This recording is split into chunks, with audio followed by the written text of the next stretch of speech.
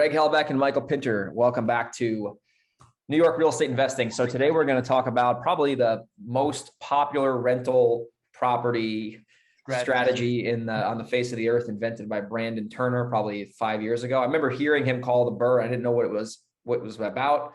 And basically, we're going to give everyone on this podcast a blueprint on how to do this in the expensive area of New York, not upstate New York, because that's like the Midwest. If you're living south of Ulster County, either in New York City, the Hudson Valley, or Long Island, it's a little bit different because this is not more difficult for sure. Yeah, it's not like, you're in Rochester or Buffalo where you're buying houses for 30 grand. So Michael, if people are not familiar with the BRRRR strategy, what is the BRRRR strategy? So we could kind of tell everyone about what it is and then how it's different in New York, because there's a lot of shit you need to know if you're going to be doing this. This is complicated. BRRRR stands for buy, renovate, rent. Did I miss one? And refinance and repeat.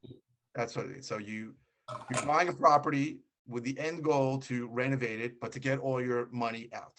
So that's an important part of it. Like I see people come to me all the time. They go, well, I have this great rental property and I could buy it for $20,000 less than, it's worth $400. I can buy it for $380. And I'm like, it's not a good deal because your money's gonna get stuck in there forever. If you don't mind sticking your money in there forever, that's fine. But that's not the BRRRR strategy. BRRRR strategy is something you can do multiple times. The idea is that you have to buy something at enough of a discount. So usually it's 30 to 40% discount over what it's going to be worth, so that after you renovate it and you rent it and put a tenant in there, you can then take out a standard Fannie Mae, Freddie Mac kind of loan for starters. And they're only going to give you somewhere between 65 and 75% on that loan. So it has to appraise for significantly more than you bought it at, so that what you put, all the money you put into it, will come out to between 65 and 75% of that amount. So you can get all your money out. The idea of the repeat and being able to refinance repeat is that if you, let's say, have $25,000 put into this, $35,000, whatever the number is, if you put it into a rental property, your money's sitting there forever and you can't refinance, you can't do another one. The beauty of the BRRRR strategy is that you're buying at enough of a discount so that you can refinance, get your money out, and do it again if you find a good deal. The thing with that is, and then you explained that perfectly. Here's the number. Like, I'm a big fan of the 80-20 rule. I'm reading the book 80-20 Sales and Marketing for like the 19th time now. By the way, Michael, you got to read that book if you haven't read it. Perry Marshall, I have it. Perry Marshall. Oh my God. That's the best sales book I've ever read because it just gets right to the truth. I'm reading his AdWords, Perry Marshall's AdWords book. Right? I have that one too. It's like a textbook. Oh my gosh. Anyway, there's the 20. Oh, you probably got it right there. It's probably sitting there right in your office. Somewhere. Okay. Yeah, it's probably in your closet with dust on it. That's funny.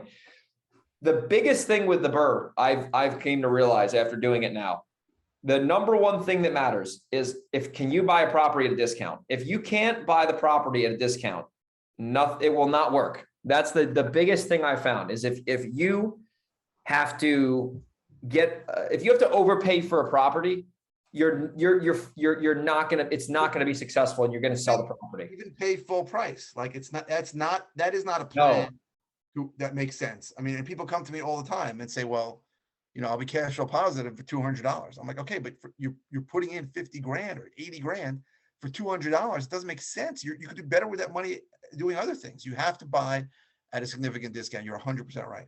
You have to, because you can't. I remember when I heard about this, it was very intriguing to me because at the time I made a lot of money flipping and wholesaling, and I'm like, well, I have big tax bills and this is transactional and everyone's rental. Got to move to rental. Yeah, it's the same bullshit. It's like the hero's journey. And I'm like, I got to graduate. So I buy a BRRRR book. I read this thing cover to cover. And I'm like, okay, this makes sense. And then I started like making offers and like, looking at deals. And I've done this before. So I've completed them. But the biggest problem I ran into wasn't, I could get deals at a discount basically at will, but that we've done dozens of shows on that. But the biggest problem besides that, so I said, step number one is you need to get a deal at a discount. If it's not at least minimum 70 cents on the dollar, throw it away or flip it. The biggest thing I saw, and I still do this every week, is in New York State, at least where I live and where you live, the freaking there's the operating expenses. When you add debt service, key there is when you add debt service, because the whole refinance is how you can scale. when you add the straight up hard operating expenses plus the debt service, and then you compare it to what it's going to rent for. And I found too, if you're going to rent a property out at like a premium, usually those tenants are a little because they're like overpaying because they probably can't find anywhere else. I've not found the numbers to make sense on about 9 out of 10 deals. So I still keep rentals, but 1 out of 10 I'll keep, because it's the numbers don't make sense. So I don't know how we can fix that. But what do you do? Because Long Island's basically the same thing too. You guys are getting smoked too, and Nassau's nuts. Explain it. A couple things. So first of all, before I even get into the whole, most single families are not cash flow They positive. do not cash flow at all. The reason why so many people who do what we do end up with a rental portfolio is because if we know how to buy at a discount, then rentals can make sense in a lot of parts of the country, right? So in Texas and Phoenix and these areas where you're buying property for $100 grand, it's gonna be $1,500 and the taxes are $1,000. They can be cash flow positive. And if you can keep buying things at a discount, which is really what we do to flip, then a lot of them are going to make sense to hold. But in our areas, the problems are twofold. First of all, the property taxes are exorbitant, right? It's very rare I buy a property where I don't have $1,000 a month in taxes, and sometimes I have $2,000. Usually it's more. Yeah. And the second is because the numbers are so high, we're buying properties at $300,000, $400,000, $500,000. The debt service is so high that they're just not cash flow positive. So there are a few pockets of areas. There are some areas by like you said, Ulster and other places where you can buy a deal, for $100 grand, $150 grand. Yeah. There are places by me, like Wyandanch and Mastic and Mastic Beach. But the values have gone up so much that it's very hard to find that you can. It happens occasionally, but it's rare to even find something there today that can cash flow positive. Now, there was a time 5, 6, 7 years ago when you could buy things there for $100 grand all day, but the area was really rough. And to keep this, and other people when they look back and they go, "Oh, why didn't you just buy all this stuff here? Like it was all great." We don't buy things to wait for a seismic shift in the market, right? It's impossible to know that's going to happen. People think a real estate investor, he buys a property, sits on it, doesn't do anything to it, doesn't cost him anything, and then 10 years later, it's worth $1 million more. Then he's a billionaire. Yeah, that's not how it works, right? Owning any property is going to require money and time, and maintaining a property is costly. And I don't buy properties. I don't buy properties to think. I don't buy properties. Someone's trying to talk to me. That maybe the market's going to shift later. So it's hard. It's very hard in anywhere around New York City to find a single family. Now it does work on multifamily sometimes. So that is something where I'm looking to buy a 4-family in Long Beach, and I'm still trying to get it. But if it's 4 units, then things can make sense. It's just harder for a single family. Very, very hard in our area. In a lot of parts of the country, though, if a guy tries to flip and it doesn't work, he just says, "Oh, I'll just turn it into a rental because I'm going to be cash flow positive, $100 and that's fine." It's just not an option that you or I have most of the time. It doesn't work in California really either, and in San Diego it does not work. I mean, maybe like $1 million for a house. Well, the debt service is going to be $6,000. Yeah. Hey, Caroline, how you doing? Good. Sorry. You're on the podcast. Was that Pinto? Yeah. Hey, Caroline. How are you? Oh, you're doing a workout. I thought you were running. No. Oh, it's all good. Okay. Sorry about that.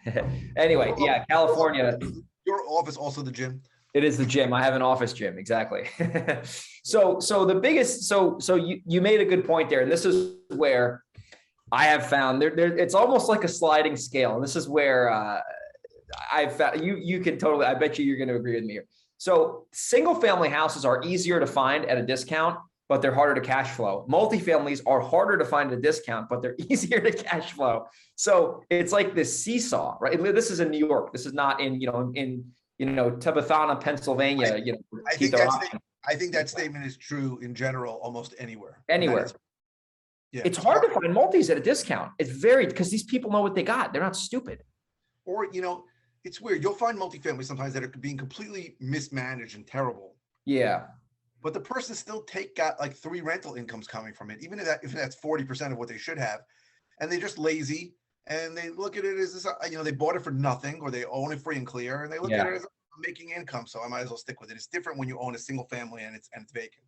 I agree with you 100%. So I actually found a multifamily at a discount. I'm selling it right now. So I was attempted. So I'm going to talk about a BRRRR gone bad, a BRRRR gone bad. And then so in the middle of our podcast, I'll insert the story and then we'll use the lessons to continue the podcast. So long story short, I found a multifamily at a discount and I really got it at a great discount. I got appraised for 400 as is, 450 fully, like if it was fully optimized.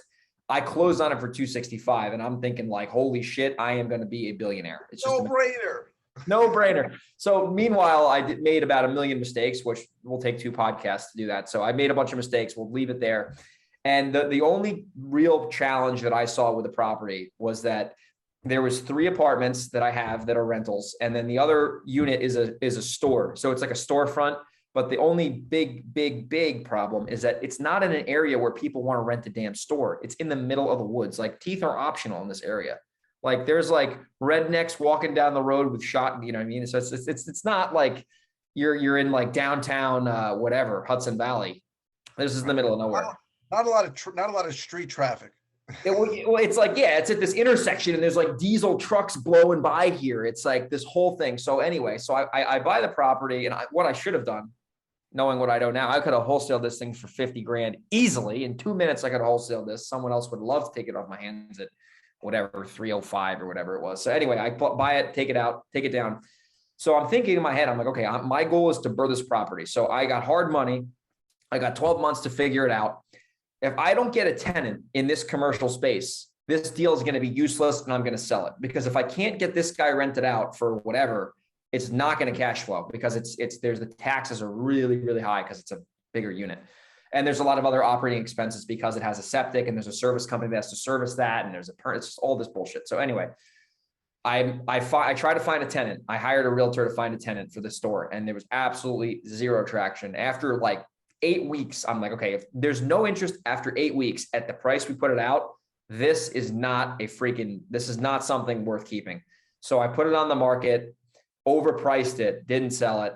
And now I filled it up with tenants and I priced it much lower. I'm in contract to sell it now, which is great. And that's going to work out hopefully. But the big point I'm trying to make here is that if you're going to do a BRRRR, right, this is a little different because it's a mixed use. If it's a mixed use kind of scenario, you really have to have an exit. You have to have a solid exit with a lender because I knew for a fact if I got that one space rented and then the rest of the apartments were rented, I could easily refinance thing and get literally all my money out and it would make $1,000 a month. And that's totally worth keeping because I have no skin in the game. Even if I had to keep 10, 15 grand in, it makes sense. But if you buy a deal that's too thin or the rental income is not justifying that debt service, a lender is not even going to loan on it, first of all. So then you think you have 2 exits, you have 1 exit, which is sell the property or else you're screwed. So you really have to do your homework and you have to understand, especially if you have multi-units, this is where I've learned this the hard way.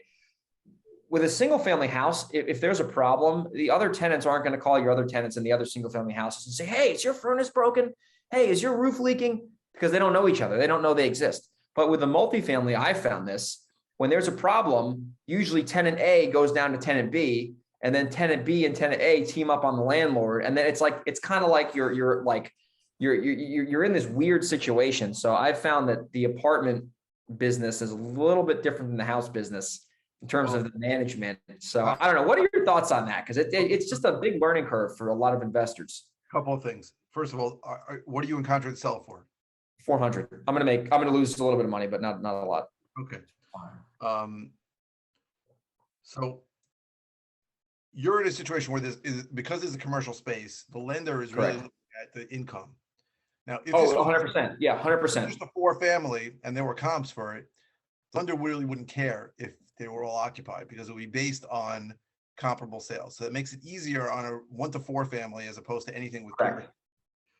It's more complicated, right? Because the lender's going to look at it and say, if you're vacant and you bought it, it's, the net operating income is less.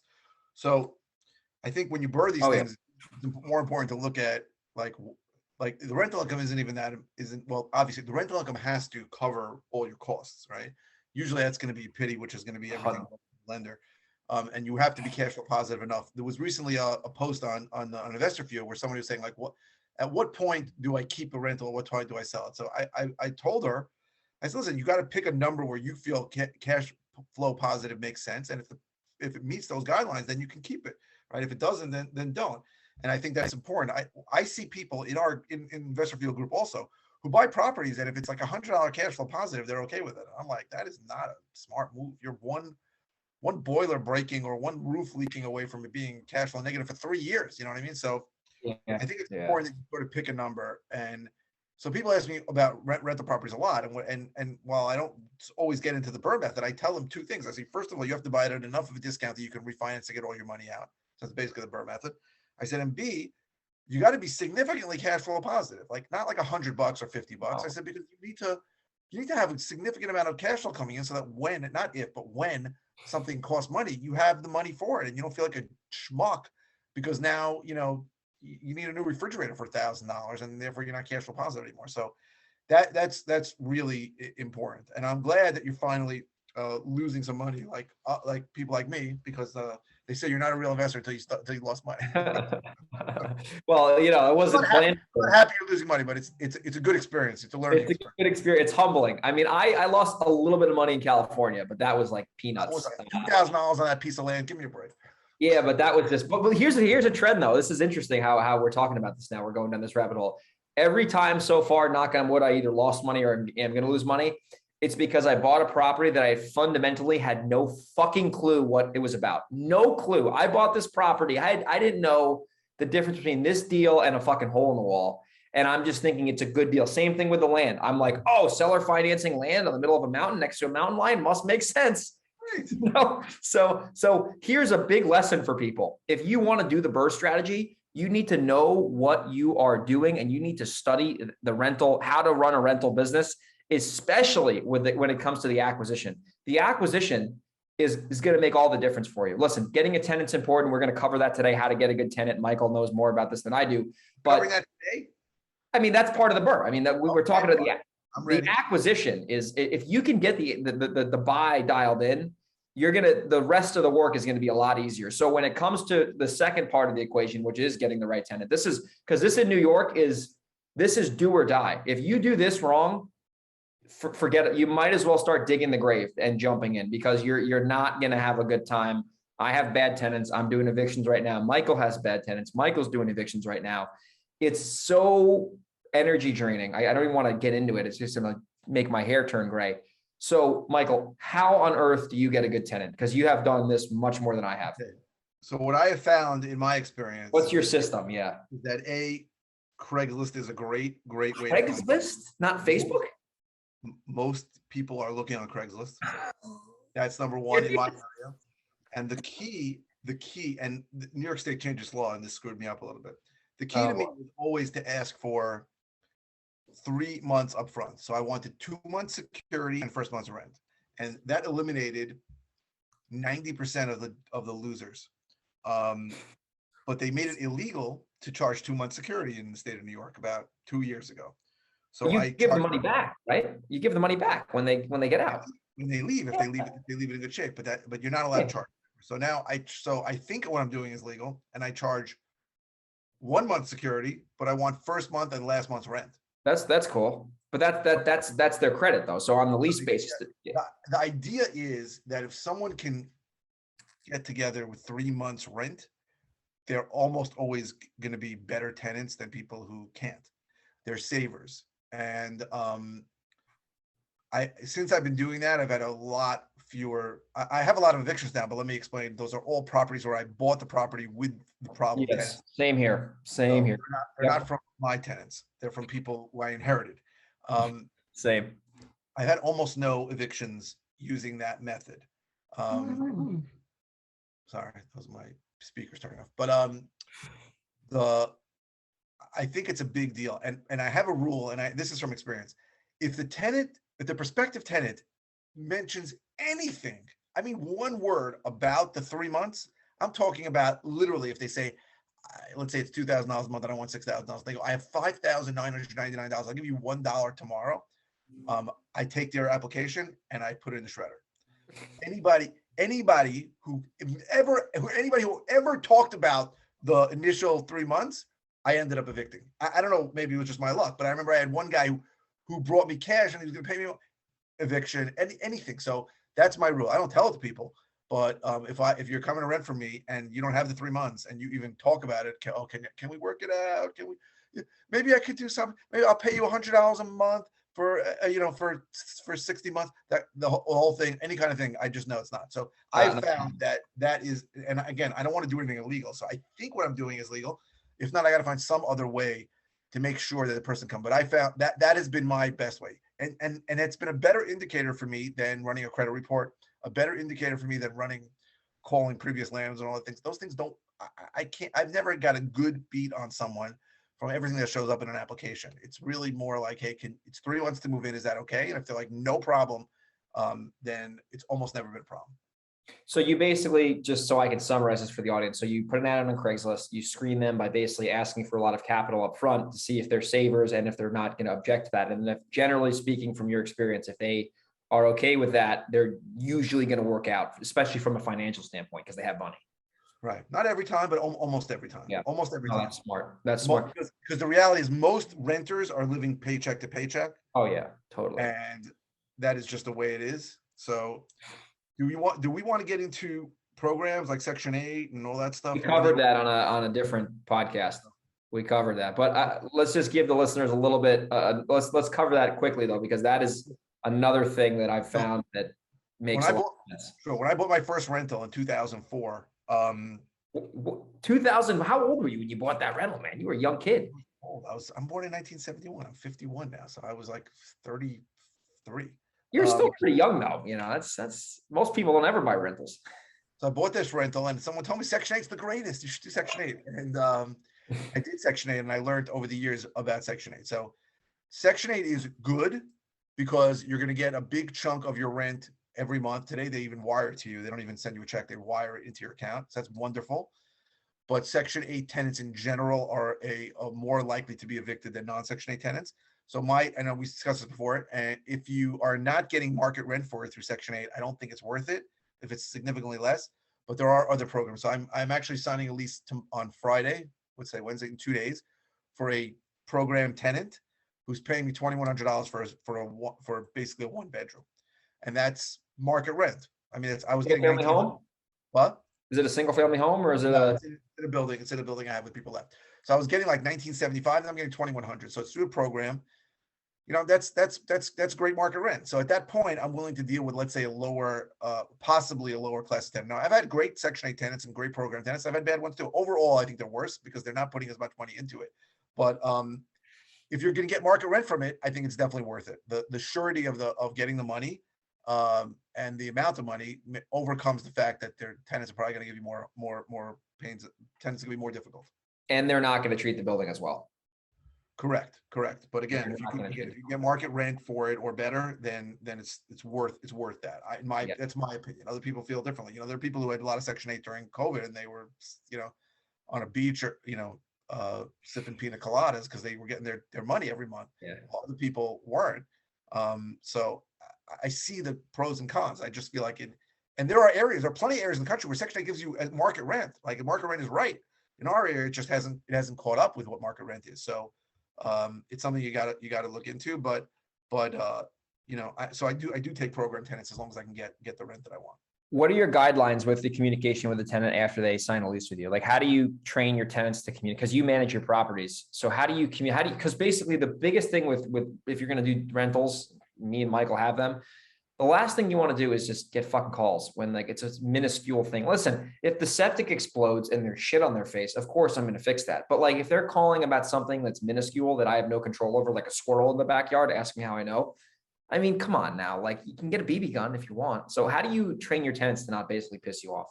So if they ask you something ridiculous, I usually tell them, I'm not going to be able to handle this for a while. If they call me and tell me there's a squirrel in the back, I'm going to, so I had a situation where I had a squirrel or a raccoon, but it was crawling raccoon like right above their bedroom. And it was like, I had the same thing, bro. I had to have an exterminator come and take it. Same here. But if they're calling for something absurd, you train them by not responding as quickly, right? So if they call me and they say they have no heat, I'm going to get a 24-hour plumber there to fix it. Oh yeah. But, I have a tenant right now who told me that her outlets don't work on her kitchen. Now I know she didn't just reset the GFI outlets, just push a button. So I'm going to go there. I'm going to push the button for her. but I'm not running there to push the button because this is not the first time it happened. So you train them by being less responsive for the ridiculous things, but you need to be responsive for the important things. I had the heat go out on that building last week, and I was in the middle of eating a burrito, and I said, "Fuck, I'm calling the plumber." Because that's like where, like, I'm not an angel by any means, but I'm certainly not a devil. You're not an asshole. No, yeah, but listen, I wouldn't say that I'm the nicest guy in the world when it comes to this. But if they're like, "Hey, I have no heat," I don't care if you don't like your tenants or not. You can't let someone not have heat in the winter, right? And you'll get sued, right? So it's like, don't even like try it. But like when someone's like, here's an example. I had a whole fiasco with a septic system at one of that same property, which is why I'm selling it. And they it's kind of like the boy who cried wolf. The first time it was like, okay, this definitely, and I happened to be back in town. So I'm like, oh, this smells. Let me get the company there to get the smell out. Okay, the smell's out. Great. So I come back there, yeah, they call again. Hey, it smells again. Okay, it still smells. Let's get the septic guy there. And then it's like, I think as a new landlord, you're going to have to get burned a couple times to learn the hard way. I don't think anyone's going to be able to avoid that. But once you get like some calluses on your fingers, I actually literally have them from doing pull-ups, but you start to realize like what's worth an urgent response and what you can be like, listen, okay, you're being a little crazy here. Like, clean the gutters out. Yeah, I'll do that next week and I'll have someone go there. But if the building, I always tell tenants, if it's that bad, you're not going to call me. Let's be honest. Think about it. If it's that bad, they're not calling me. I don't know. If the heat's out, they're going to call the landlord. No. I'm not talking about that. That's something. But if it's like, if the building, God forbid, was on fire, right, I'm not getting a call. So I always tell them, like, listen, obviously I'm going to fix it, but you gotta kind of walk off, because once they know that you're going to respond quick. This is what happened to me on an old tenant. Actually, I still have them living there. Once they figured out that I was a rookie and I was responding quickly, they started just busting my balls. And now we settled with them, and they're going to be getting out soon. But another mistake, and this is a huge one that I will not make again, is that I told I remember the first rental property I bought, I knocked on their door right after the closing with the deed in my hand. And I was 26. No, I was 25. I was a young kid in comparison to how old these people were. I knock on their door. I show them the deed. I'm like, surprise, I own your house. These people are in their 70s. They've been living there for 20 years paying rent. I didn't know what I was doing. And they're like, oh my God, like, am I getting out? Like, I scared the shit out of them. And I had no idea what I'm doing. So once they found out, I got this thing, I basically got the house for free. It was like a gift. I mean, I stole this property, stolen bill, like highway robbery. And they saw how much I paid for it. And I thought I was so cool. And they found out that I was the owner, right? And I'm this young kid. They're in their 70s. They've been paying rent for 20 years. I got this house with 6 figures of equity, pulling up in like a Audi. And, they start busting my balls, right? So now what I do is I never tell the tenant that I'm the owner. I always tell the tenant that I'm the property manager, because it's actually true, right? And the owner is some company, which is also true, because I want to try to separate at least a little bit of like a gap between, like, if they make a crazy request, instead of me being like, yeah or no, I'm like, let me talk to the owner. They're going to have to mull it over, and then I'll get back to you. And I found that I'm going to hire a property manager once I get these bad tenants out. But that kind of adds a little bit of a buffer, because when they know they're dealing with a direct source, it just makes it more of an emotional relationship, which I try to avoid, because it just never gets fun. It's a good move. I don't do that, but it's a good move. I just closed. Oh, they know you're the big papa? I closed on something like a week ago. I called these 2 tenants. They were both there for 20 years. And I was like, I got bad news. I bought the property, and my intention is to fix the property up. So like, oh, when do I have to leave? I said, I'll give you a couple months. I said, but you got to start looking for someplace to go. And they're cool. I should have. Are they cool? Who knows? I don't know. You want to hear a funny story about that real quick? So this was a rental. I actually sold it because it was a chaotic problem. But I buy this property, sight unseen. I'm like, the guy, like the dude was like, you cannot see that. I'm like, fine, whatever. It was in Rockland County. I'm like, whatever. It's a condo. Like, who gives a shit? Like, as long as ironically, there was a fire in that complex like 2 days after I closed, and I'm like, oh, thank God. So everyone was okay. So I buy the property, and I get the tenant's information. I text them. I say, hey, this is Greg. I'm the property manager. I work for this company. We haven't, I have a question for you. When's a good time to speak? I never like tried to poke them and they don't respond. So then I send them another text and another text. So 3 texts later, they don't respond. So then I'm like, my buddy was like, hey, you should tell them that because you haven't heard from them, you're assuming they're already out and you're going to start construction. So That's good. I text them that. I say, hey, I haven't heard from you. So I'm assuming at this point you're already out of the property. My crew's coming on Monday. We're going to start gutting the place down to the studs. And literally I get a call from the attorney, not even 10 minutes later. He goes, what the are you doing? And I said, oh, good morning to you, sir. And these assholes haven't paid rent since COVID. They both make money. They do well. They're fucking this old landlord over, literally just tearing this guy to shreds on this estate because it was an estate sale. And they hired an attorney to like basically help them squat. And we started just fighting and fighting and fighting. And this guy was being nasty. And then the old owner was still trying to sue them for a judgment. And I'm like in the middle on title here. And I'm just like, ooh. Right. So I'm thinking this is going to be like, I'm going to sell this thing probably in like the summer. And that's okay. Long story short, this freaking random attorney calls me out of the blue, like literally calls me out of the blue. And he says, hey, I know that you own this 164 Richard property. I have a buyer who's all cash. He cannot find anything available in here. He wants to make you an offer. And I'm like, this sounds like a scam. I'm like, how do I not know you're going to be true? Yeah. I said, where's the subpoena for my financial records or something like what, you know? And he's like, no, seriously. And I said, well, what price does he want? And he's like, well, give us a price. I'm like, all right, 200 grand. And like, by the way, that's like crazy. And he's like, I don't know. They're like 170. I'm like, can't do 170. By the way, I bought it for 115. I go, I don't know, 180 and we just get it done. I'm not going to negotiate. They're like, fine, 180. This guy buys the property in cash. He closed in 2.5 weeks in New York, which is unheard of. Did like a digital title company. It was like almost a scam. Funds, closes, no bullshit, sold the thing, made a huge profit. And I'm like, no, I had to pay a realtor 2.5% or 2%, but that was nothing. But like, can you believe that? Isn't that nuts? So usually when something's too good to be true, it is, but once in a while, a buyer comes out of nowhere and you're like, I don't think this is going to happen. And it happens. And you're like, wow, okay, great. I'll take it. Unfortunately, for every buyer that comes through where it's too good to be true, there's like 5 that are going to fuck you. Bullshit you, where you think you're going to get good money and they say, oh, sorry, I changed my mind. Yeah, it's crazy. So here's the point of that story. Sometimes even if a property is going to make sense to rent out, it's usually going to make more sense to sell it, unless it meets, you can get it at a cheap price. You're going to understand how to manage a property. You understand that if you get it at the right price, most of the work has already been done and you can get a good tenant. Listen, you're going to probably have to do this in cheaper areas. If you're listening to this in Long Island or in the Hudson Valley, you're going to have to look in, Newburgh and Middletown and Port Jervis and, Kingston and up in Monticello area. And that's where you're going to find these properties. You're not going to be finding these in Monroe or Chester or in, Michael's area. You're not going to. Or Westchester.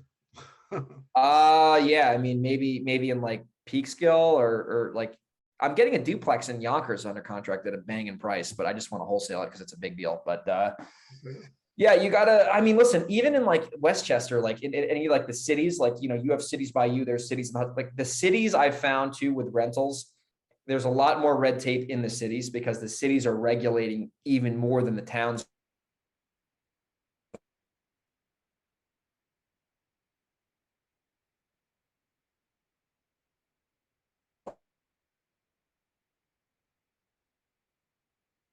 And so if you're buying rentals in cities in your county, especially specific, it can be a little bit more complicated. Also, where they want a rental, they want an inspection every 2 years. It's more complicated. Yeah, so you really just got to know what you're getting into. Honestly, the point is this: is you gotta get the deal first. You got to know what you're getting into. You got to understand how to realistically manage tenants. And if you do that and you flip properties and you make good active income, it makes sense to add some BRRRR properties if you can get the right deal.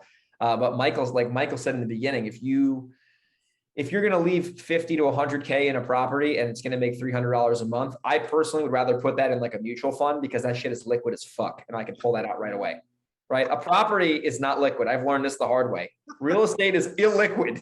You cannot sell it right away. Correct. And it keeps costing you money. So real estate is, in my opinion, a better investment long-term. But if you get into a bad real estate deal, you're not only are you going to have to pay money, but you can't sell.